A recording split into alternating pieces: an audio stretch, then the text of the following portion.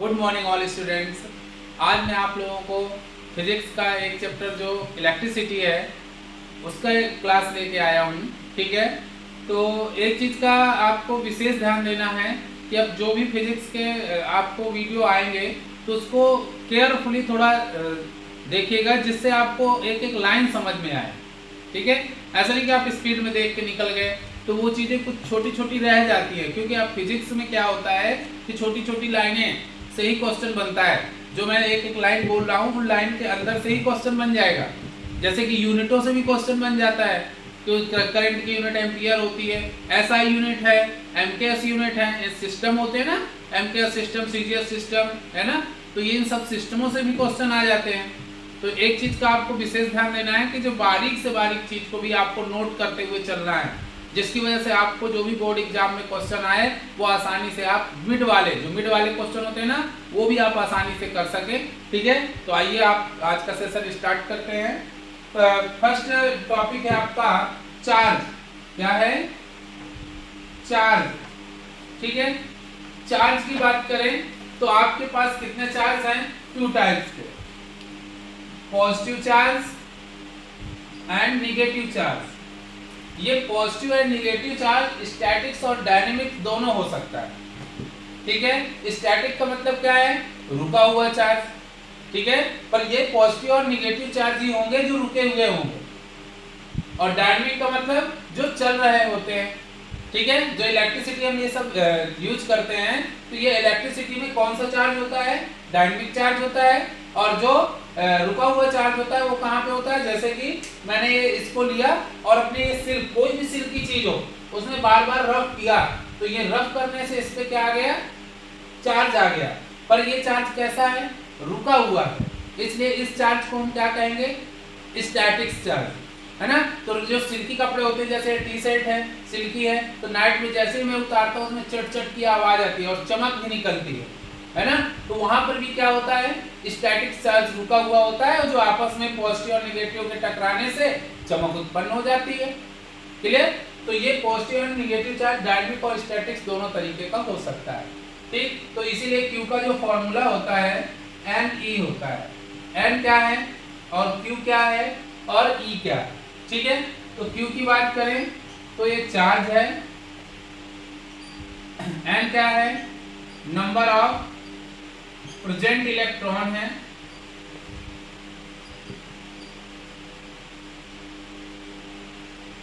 ठीक, और E की बात करें तो charge of electron, charge of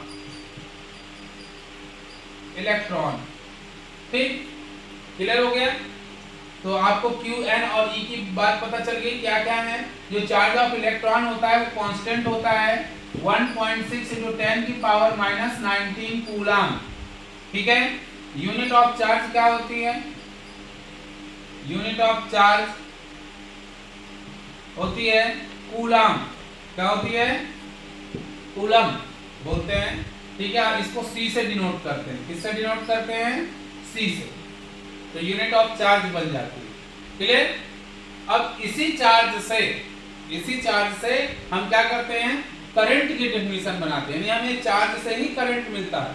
the rate of the flow of charge is called current. ठीक है, इट मींस यानी यहाँ पे डेफिनेशन थोड़ा सा बिगड़ी हमसे, उसके लिए सॉरी। आपने एक चीज पढ़ी होगी, कंडक्टर, ठीक है, एंड सेमीकंडक्टर एंड इंसुलेटर। ठीक है, ये तीन चीजें हैं जिनमें हमें विशेष ध्यान केमिस्ट्री का है। तो सबसे पहले बात करें कंडक्टर, तो कंडक्टर हम उसको कहते हैं जिसमें number of free electron maximum होते हैं। क्या होते हैं? नंबर ऑफ फ्री इलेक्ट्रॉन क्या होते हैं? मैक्सिमम जिसमें होते हैं उसको हम क्या कहते हैं? कंडक्टर कहते हैं। ठीक, सेमीकंडक्टर जो मेटल एंड नॉन मेटल, है ना, मैंने बोला है इंसुलेटर एंड कंडक्टर की बीच की जो बात है उसे हम क्या कहते हैं? सेमीकंडक्टर कहते हैं। जो एलईडी आजकल हम सब जला रहे हैं, जो भी चला रहे हैं, सब सेमीकंडक्टर से ही बने हैं। इनमें पावर क्या होता है? कम कंज्यूम होता है, जिसकी वजह से हमारी इलेक्ट्रिसिटी से क्या हो सकता है? उसे बचाया जा सकता है। ठीक, इसलिए सेमीकंडक्टर का यूज करने लगे हैं। और इंसुलेटर जिसमें करंट ना मारे, जैसे थर्मोसेटिंग प्लास्टिक होती है जो बटन के ऊपर प्लास्टिक लगी होती है, फाइबर हो गया, सूखी लकड़ी हो गई, ये सब इंसुलेटर के अंतर्गत आते हैं। तो यहाँ पर बात करें flow of charge in a conductor per unit time, flow of charge in a conductor per unit time is called current. ठीक है, ये आगे डिफिनेशन मैंने अभी जो इससे पहले थोड़ी सी छोटी सी डिफिनेशन बोली, थोड़ा ये था कि flow of charge is called current कह सकते हैं, पर लेकिन जो मेन इसकी डिफिनेशन है वो है flow of charge in a conductor per unit time is called current. Clear हुआ? करंट की डिफिनेशन क्लियर हुई कि नहीं हुई? अब यहाँ पर ये पॉजिटिव चार्ज ही क्यों इस पर फ्लो किया गया है, नेगेटिव चार्ज क्यों नहीं फ्लो किया गया? तो हम ये दोनों चार्ज फ्लो कर सकते हैं, पॉजिटिव एंड नेगेटिव, बट एक चीज का विशेष ध्यान दीजिए, हम किसका कौन सा चार्ज ज्यादा फ्लो करेंगे? Positive charge. नेगेटिव इसलिए नहीं कर सकते, मैंने कहा कि कर सकते हैं, कोई ऐसी कंडीशन होगी जहां कर सकते हैं, ठीक है, पर लेकिन हम जब भी करंट की बात करेंगे तो पॉजिटिव चार्ज ही इस पर फ्लो कराएंगे। क्यों? क्योंकि कंडक्टर में electron, number of free electron क्या है? प्रेजेंट होते हैं।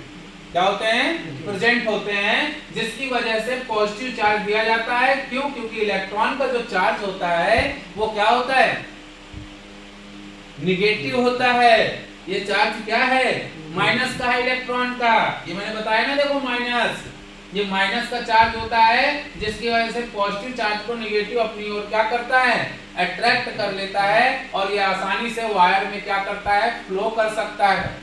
इसलिए हम यहाँ पर पॉजिटिव चार्ज इसको देते हैं। इसीलिए करंट की डायरेक्शन भी पॉजिटिव से नेगेटिव टर्मिनल के लिए होती है।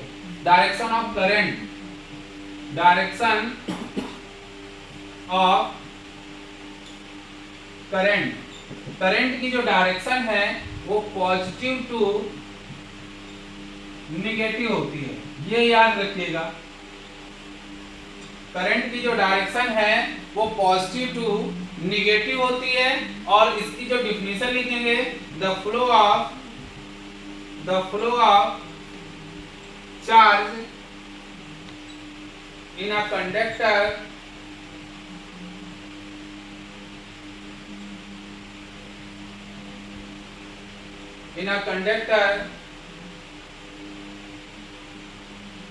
with respect to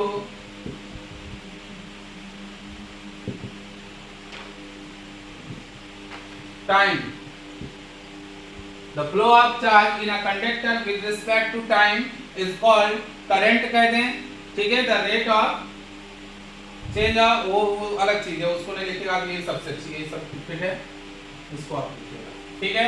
the flow of charge in a conductor with respect to time is called current की डेफिनेशन बन गई। करंट का जो फॉर्मूला होता है I is equal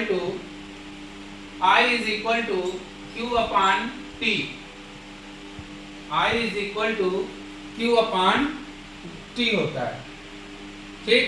क्या होता है? I is equal to Q upon T, ठीक। ये क्या है? करंट का क्या है? फॉर्मूला है। अब हम इस फॉर्मूले से भी बना सकते हैं क्या? इसकी डिफिनीशन करंट की कैसे बनेगी? The ratio of charge and time is called current, the ratio of charge and time is called current. तो जिन बच्चों को ये डेफिनेशन लर्न नहीं है, एग्जाम में भूल गए हैं, तो वो इस फॉर्मूले के द्वारा करंट की डेफिनेशन को बना सकते हैं। The ratio of charge and time is called current, और इसी फॉर्मूले से हम इसकी यूनिट भी निकाल सकते हैं, यूनिट ऑफ करंट। करंट की यूनिट क्या बनेगी? चार्ज की यूनिट कूलाम और टाइम की यूनिट सेकंड, कूलाम पर सेकंड। ये किसकी यूनिट बन गई? करंट की।